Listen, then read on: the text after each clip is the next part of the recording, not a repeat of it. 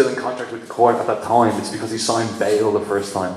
And when he found out we did that, we sent a notice in trying to rescind the signature, take back what was his basically, and say he has taken no part in this. But the courts, when he sent in that notice, after him thinking his court case was over, he received a letter from the court clerk saying, "Wait a minute, your case isn't over. You've entered into contract with the court. You're in for the long haul, basically," and didn't even take notice of his to rescind his signature on the contract or anything like that.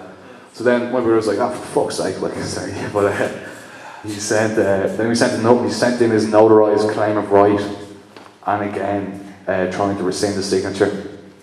And then we had also found out the date of the next court date. So we went in. It was the 13th of July. We went in and we met the guard in there, and he said to my brother, "What are you doing here? You're not supposed to be here."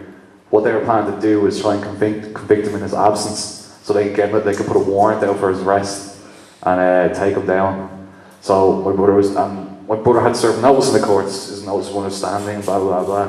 But the court actually didn't take notice of his notices. The judge didn't, and the judge didn't acknowledge them. And my brother didn't think at the start the trial again to get the court to acknowledge his notices. So he just goes, "Screw it, I'm just going to take it." But he could have taken it to the end and he would have won, no problem. But he said he was just so sick of it because he was in court about 6-7 times. Because every time he learned something new, and if he had known what he had known when he went the next time before, he would have been sorted in court. But he just kept down. It's all because he signed bail and he didn't know about signing under duress or the agent at that time. It was all learned. But if you do the process from the start, you know what you're doing. You own the courts. So I can say, they're nothing compared to you, because you are supposed to be in power. They're a public service. But yeah, second only to God. They're a public service, and service you consent to come to service. So he just basically goes, "Screw it, I'll just accept the charges." So he did that, and he got banned from driving for 4 years. But it's only driving, not travelling.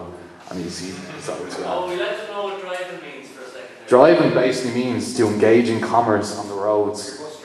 The taxi driver would be a driver because he's taking money off people, and a bus driver would be the same. And if you ever get stopped by the guards, you're travelling in your car, and the people in your car aren't passengers, they're guests. And you only need a license to travel. You only need a license when you're driving and using your vehicle in commerce. Taxi men would need to carry a license, but if you're not using your vehicle to make money, you don't need it. It's private, you know. Private, yeah, you don't need it. If we just quickly go through what happened in court, just to give you an idea. So the court case was called, his name was called out. Sean stood up and said, "I am, for and on the record, I am the representative of that legal entity," talking about the straw man sitting on the summons in all caps. And then what the judge is saying, "Sit down please if you wish." That's trying to get into contract. If he said, "Okay, I'll sit down," he's now contract with the court. That was a trick there. We'll just go back here. What he's saying is. And just mention as well, if you're in a courtroom, never ever stand up for the judge either. Then you're accepting his authority as well. Always stay sit. Even the bailiffs will go ballistic at you, but they can't do anything, you know. The story I heard that was kind of important on this subject about a guy who had beaten the court case and he had a toothpick in his mouth the whole time. And as soon as he was walking out the door, the judge says, "Take that toothpick out of your mouth." He took it out of his mouth, turned around to respond, but he followed an order. And they dived on him. Broke his spine. Because he obeyed the order of the judge, went in the contract, the cops all hopped on. That's it. You have to. At that point, he was a free man. Exactly. It's so deceptive. You got to understand the words that he's saying. Terrorists actually told us. Sorry, that's true. Yeah. Check out the anti-terrorists on YouTube. Anti-terror. We were supposed to be playing the anti-terrorist videos and dealing with the police. Yeah, don't like they say, don't judge a book by its cover. The anti-terrorist is brilliant. He's really intellectual. He knows his stuff, and he's serious and knows his stuff. So, what Sean went on then to say is, "I'm a peaceful man living on the land as opposed to living in the law, the sea. I'm not involved in admiralty, and I offer my hand in peace to the court, and I've harmed nobody." Now the key to this is when he waives the benefits. Basically, when you go to court, they're offering you a service, so it's considered a benefit. Prison is considered a benefit to us from the courts. So when you go in there, basically the service that they're offering you is to listen to your case and tell you their opinion based on legislation and so on. And so they're offering you a service, but you have a right not to accept that service. So what Sean did is he says, I am waiving that benefit. I'm not accepting your benefits. But when he does that, he's actually creating a new contract. So he has to put the terms of the contract in. He has to offer them terms of the contract. He has to give them something to work with. You can't just say, no. You have to give them something. So what he did is, as consideration, instead of offering money or time or anything like that, what he's done is he's released the court of its duty. That's your consideration. So the new contract is, I'm waiving all benefits, I'm releasing you of your duty as consideration. So he considered it and he said, okay.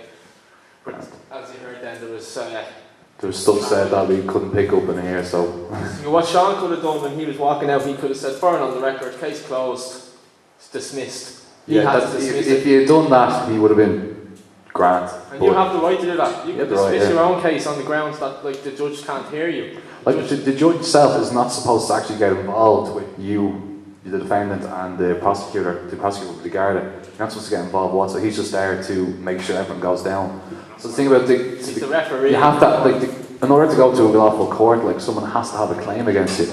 And does Garda have a claim against my brother? Nothing, like, absolutely nothing. Like, you have to understand, in order for a lawful claim to be brought into court, or a legal one in some matters, someone has to have a claim against you. And if you, that's really, sorry, you have to have a claim. Someone has to claim against someone to be brought to court. Sorry, you specifically have to use the term judge, because I know it's every time you say judge, and even on the paperwork here, judge, like if you said your honour, you're going to no. Well, if you're saying my honour, or anything like that, your honour, you say my honour. Yeah. He won't recognise that. He might recognise it. It's your honour that's on the line. It's your neck that's on the line. So instead of addressing them as your honour, these are the facts. Say my honour, these are the facts. Or call him judge or sir, whatever you feel comfortable with. You're not really granting jurisdiction. Do you know what I mean? But you're acknowledging that they have a status, which is fiction. Yeah. So you can just say judge from start to finish. Yeah. Well, I mean, if you just Get them on the first name basis if you can. Why not, you know?